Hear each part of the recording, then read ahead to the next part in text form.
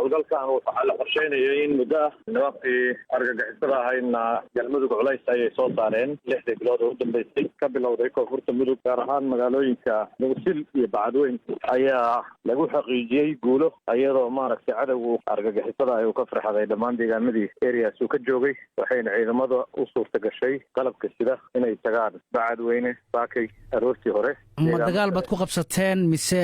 shabaab iyaga isaga baxay meesha iskama bixin markay ciidamada arkeen bay ka farxadeen kana carareen haddana ciidanku waxay kaabiga u saaran yihiin magaalada Camaara marka haddii u jirta 7 ilaa 8 kilomitir haddii marka dagaal aanay ku bixin oo hubkoodii iyo ciidankoodii ay la baxeen soo weli ma ahan cabsidu inay taagan tahay dagaal waa lagu soo talagalay ciidan meel soo aadayo wuxuu u yimaadaa ma ahan booqasho caadi ah wuxuu u yimaadaa waa dagaalkan ayaga laga rabay inay u bawacdigaan wayna hadda ka carareen goobihii goobaha ciidanku halkaasay joogaan horeyna waa looga sii soconayaa hadda meel ay ku fakanayaan oo hadda ay ku badbaadayaan galmudug gudaheeda ma jirayso saaka bacadweyn baad tagteen iyo deegaano kale ciidamadiinu ilaa goormay sii joogayaan halkaas waa la sii soconayaa sii joogis maahan waa la sii soconayaa waxaan rajaynaynaa in deegaamo ay qabsadeen sanawaad ka hor 2 sano ka hor in laga xoreeyo maalmaha soo socda haddii la yidhaahdo oo Camaara iyo Caad iyo Xarbeere iyo dhulkaas oo dhan marka dee nimankaas laga harimayo operationkan hadda eediidan kaliya kama socdo wuxuu ka socdaa dhanka wuxuu ka socdaa Dhuusamareeb caasimada aaga ku aadan wuxuu ka socdaa Gurceel aaga ku aadan waa operation ballaaran oo ciidamada qalabka sida ay galmudug ku sugan ee kuwa localka ah ee daraawiishta iyo kuwa ciidanka qaranka intuba isku kaakshanayaan iyo dadweynaha dadka shacabka reer galmudug maaragtay nimankaas nacab deegaamadoodii qaarkood ay ka soo qaxiyeen wasiir ma istaraatiijiyad cusub oo aad dejiseenba mise sidii marka horeba ahayd meesha al-shabaab lagu soo sheegay inaad tagtaan baad hawshan ku socotaa howlgalkan waa howlgal runtii dhammaystiran ilaa xad oo madaxdii galmudug ay hogaaminayso madaxweynihii uu u fadhiyo qolka howlgelinta uu u fadhiyo magaalada gaalkacyo haddana laga yaabo inuu deegaamadan yimaado howlgal ciidamada taliyaashoodii oo dhami ay joogaan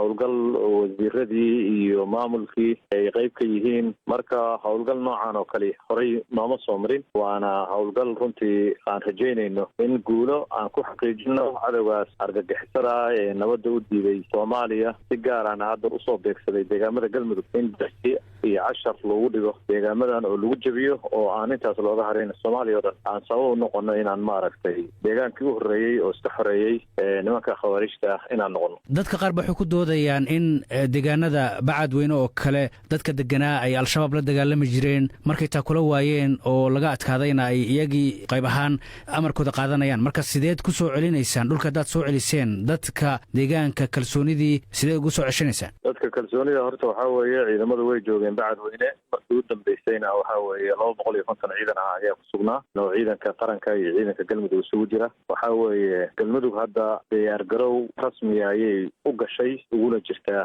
in deegaamo hadda meel in lagu ekaado maahan hadafkeenu oo dad shacab la dhibo oo maaragtay dhibaan kooxahan khawaarijtu oo lagu duldiro dadka shacabka waxa weeye waa in la socdo oo maaragtay aan la hakan oo maalinba dhul cusub iyo magaalo cusub iyo deegaan cusub in laga xoreeyo taasaan istaraatiijiyadani uga duwanaanaysaa wixii hore oo ahaa in meel la isaga nagaado oo la iska joogo dadka qaar ba waxay ku doodayaan inaad bilihii la soo dhaafay doorashada soo socota ee Soomaaliya ee federaalka aad ku mashquulsanaydeen waqti badan aad geliseen markaasna dhul badan uu gacantiinii ka baxay marka hadda unbaad soo baraarugteen dad baa saas leh taa maxaa kaga jawaabaysa wallahi waxaa looga jawaabaya horta waa run waa lagu mashquulsanaa dadka dalka Soomaaliya oo dhan priority number 1 waxa uu ahaa bilihii lasoo dhaafo dhan doorashada u ahayd oo waxaad ka warqabtaa in jiritaanka dowladnimada uu khatar galay oo dagaallo xamar in la isugu hor yimaado ay keentay